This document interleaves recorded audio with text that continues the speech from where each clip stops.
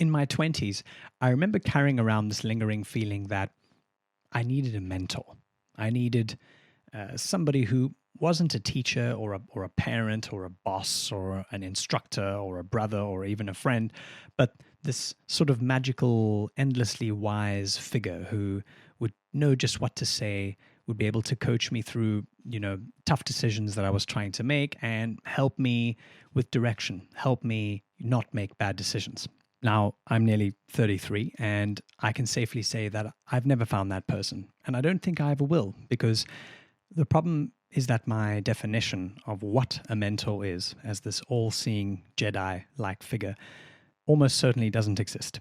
And when I changed the definition I was working with, my perspective on what a mentor is in reality, that's when I started to actually have great mentors around me. The form that they came in was what needed to change. Now, the one constant between all of these people that I now consider mentors is that at first, I didn't consider them a mentor at all. It kind of evolved from always some kind of authentic conversation that started first. It was never, hi, I'm now your mentor, pleased to meet you. But somewhere along the line in that as well, I somehow also became a mentor for other people. And using the same kind of blueprint, the experience was the same. Somebody felt during a conversation that I would have some value. I would have something unique to contribute to a perspective that they have, or a problem that they wanted to solve, or a question they were asking. And then we would go and explore that together. And so the best mentors that I've found have always come from unexpected places. They've always come from open and authentic and curious conversation where you both end up at a point where, you know what, I want to keep talking to you, which is the best. And that kind of honest, open, transparent interaction is often what turns it into this collaborative exercise, this thing where you're both troubleshooting, and also because of that, you get to swap roles. A mentee becomes a mentor and vice versa. And so many of the great relationships that I've had started there, and then they would swap around. They would be the chance to kind of reflect each other in really, really good ways.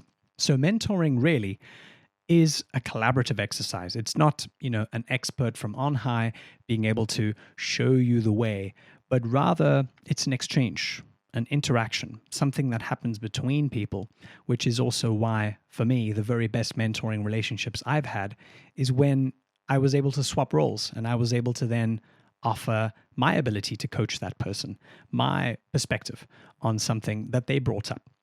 And that's somehow now become a huge part of my life, not because I've sought that out or because I wanted to be a coach. In fact, I've always preferred being an entrepreneur, but so much of what I do and working with people and bringing the best out of them, which then brings the best out of me, is about having this sort of fluid back and forth relationship where we start with a conversation and we ask questions and hopefully we solve a problem or two, or recognize or acknowledge problems as a starting point and then go from there.